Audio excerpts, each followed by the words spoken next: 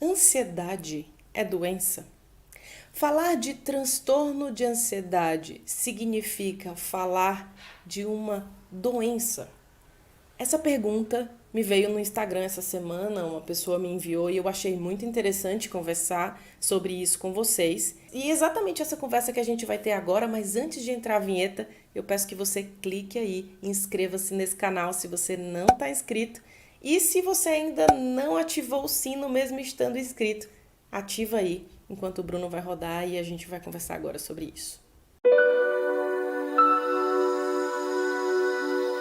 Bom, qual a diferença entre doença e transtorno?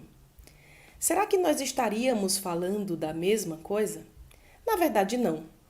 Mesmo que a gente fale de um prejuízo de saúde, a gente não está necessariamente falando de doença. Mesmo que a gente fale sempre de adoecimento mental, né, essa forma que a gente fala quando estamos falando do nosso estilo de vida hoje em dia, talvez esse não fosse o termo mais apropriado para usarmos. Quando a gente está falando de doença, a gente está falando de um fator causal conhecido e de um tipo de tratamento direcionado para aquele fator causal que todas as pessoas que o tiverem vão ser tratados daquela forma. Quando a gente está falando de transtorno, a gente está falando de uma perturbação do estado de saúde daquela pessoa que pode ter gerado uma série de sintomas. E você já deve ter percebido que várias pessoas que você já conversou sobre ansiedade não tiveram o mesmo fator desencadeador do quadro. Vamos pensar, vamos dar um exemplo. Uma criança que tem problemas em ir para a escola, que não consegue ir para a escola pela primeira vez, que começa a ter sudorese para ir para a escola, né? Que não consegue sair de casa, tem um adoecimento físico até antes de ir para a escola, que começa a ter um comportamento evitativo de situações relacionadas a isso, que desenvolve o que a gente chama de transtorno de ansiedade de separação. Isso significa que agora ela tem uma doença? E isso também significa que ela não vai sair disso? Que ela vai ter sempre transtorno de ansiedade de separação? Não.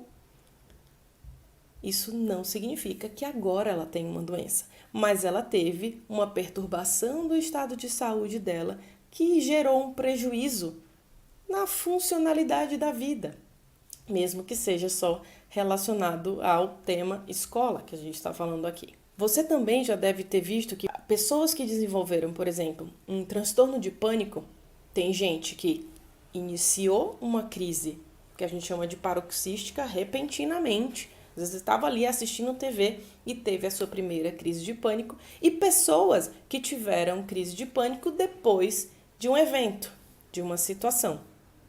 São coisas diferentes, mas os sintomas foram os mesmos, né? As situações, o medo que ela tem é o mesmo, a crise é muito parecida, né? E o nome que a gente dá é o mesmo. Mas isso é um transtorno. E também é chamado de transtorno porque nós temos multifatores que determinam o surgimento de todos esses sintomas. Então você tem fatores sociais, fatores ambientais, fatores culturais que estão dentro dos sociais, né?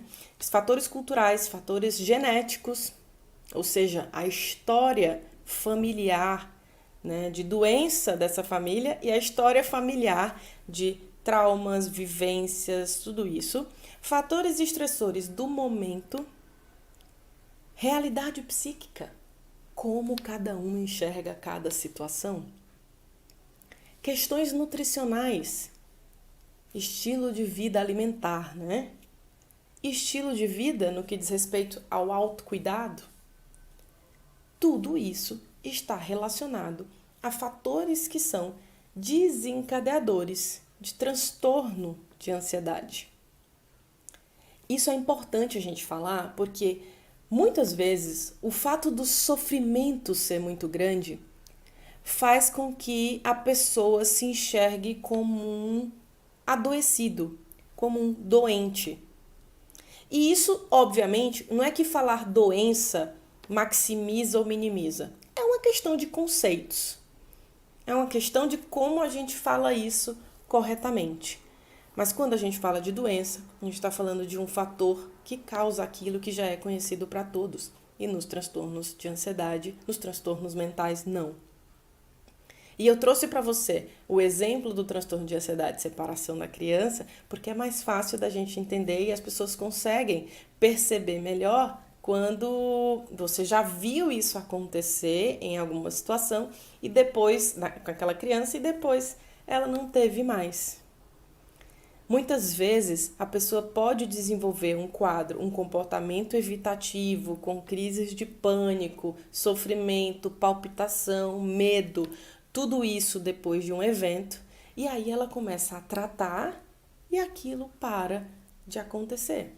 E ela começa a aprender a lidar, entender o que aconteceu com ela e não ter mais crise alguma, depois, obviamente, do tratamento, e aí ela fica muito bem. Aquela perturbação da vida dela, aquela capacidade funcional é recuperada e aí ela se sente bem melhor e recupera isso, né? E volta a um estado que ela mesma pode chamar de um estado de saúde plena. Certo? Espero que esse entendimento sobre transtorno e doença tenha chegado até você.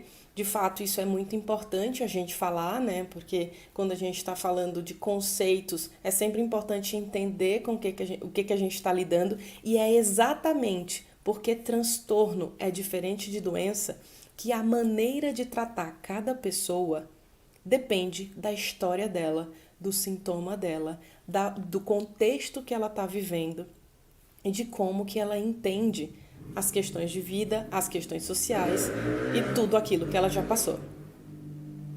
Certo? E por isso, uma única forma de tratar, um único medicamento, um único suplemento, uma única mudança, nunca é aquilo que vai gerar, vamos falar de completa melhora em todo mundo. Porque mesmo que o seu sintoma seja igual ao seu colega lá do grupo que você conversa, o seu tratamento pode ser diferente do dele. E é por isso também que eu tenho uma preocupação que vocês tenham um bom entendimento de tudo isso aqui nesse canal, porque às vezes eu vejo as pessoas recomendando para as pessoas utilizarem uma coisa, usa isso aqui, toma isso daqui, eu vi em algum lugar que isso aqui é bom para a ansiedade, e aquela outra pessoa não vai ter o mesmo resultado que você. Tanto pelos polimorfismos genéticos que ela pode ter, né, pelas questões orgânicas dela, quanto porque o motivo do sintoma dela pode não ser o mesmo seu. Certo? Espero que esse vídeo tenha te ajudado. Se você gostou, compartilha aí nos seus grupos. E se você não está inscrito nesse canal, inscreva-se aí no botão vermelho e dá uma olhada em tudo que eu já falei aqui sobre sintomas ansiosos, palpitação, falta de ar e diversas coisas que podem te ajudar a te compreender um pouco mais. E até mais!